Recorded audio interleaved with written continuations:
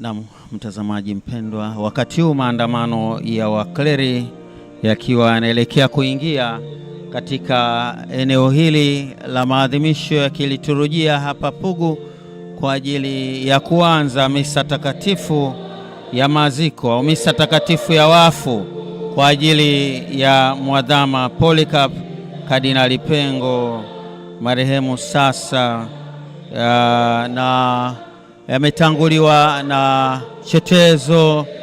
Watumishi wote ni mafrateri hawa, msalaba, lakini pia kolite manamishumaa, na nyuma yao ni shemasi ambaye amebeba Injili takatifu.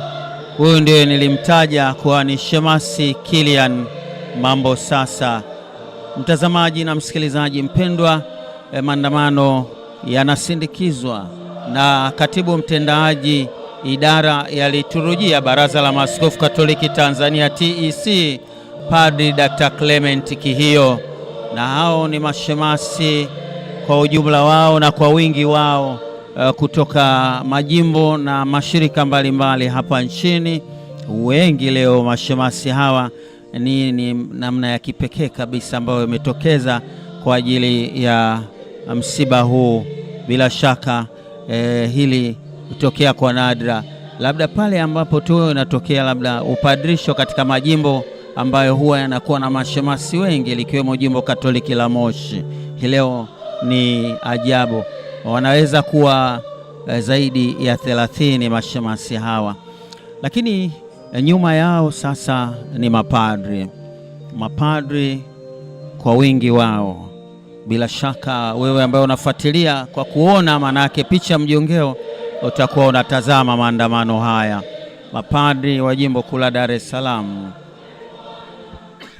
na wote wanaofanya utume katika jimbo kuu hili, lakini mapadri ambao wanafanya utume nje ya jimbo kuu la Dar es Salaam pia wapo hapa wakishiriki adhimisho hili, kwa sababu kama alivyoeleza Rais wa Baraza la Maaskofu Katoliki Tanzania TEC Mhashamu Wolfgang Pisa katika adhimisho la kumwombea na kumuaga, adhimisho la kitaifa Ijumaa ya Februari 27 katika kanisa kuu la Mtakatifu Yosef, kwamba huyo alikuwa kardinali wa Tanzania, kardinali wa Afrika, lakini kardinali wa ulimwengu pia, kanisa Katoliki la kiulimwengu.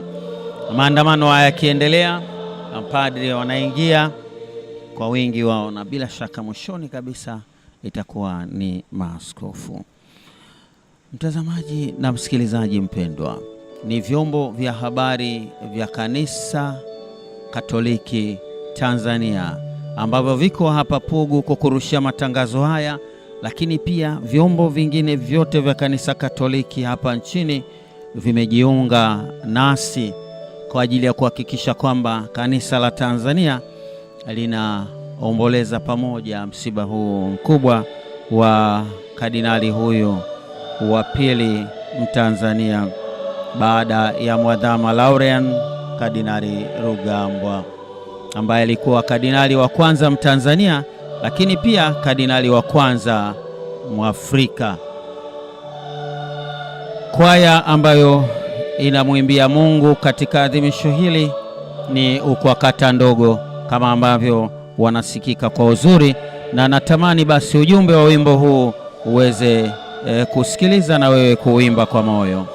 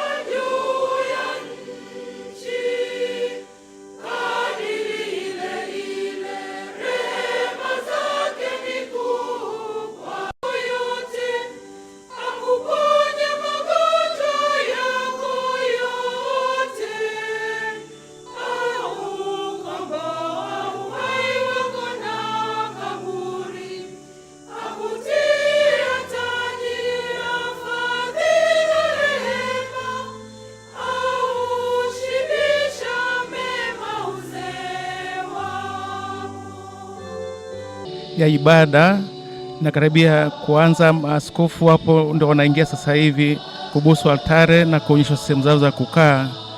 Maaskofu wako wengi sana. Mapadri ndio wamemalizika sasa hivi katika kubusu altare. Maana yake ni kwamba ni kuweka wakfu, kwa sababu altare ni wakfu, yani ni Kristo mwenyewe ambaye amekufa na kufufuka katika wafu, na kwamba katika ibada hii ni kwamba tunabusu altare kwa sababu ni Kristo mwenyewe ndio anatolea hiyo sadaka. Padri anakuwa anachukua tu nafasi, ni alter Christus, ni Kristo mwingine.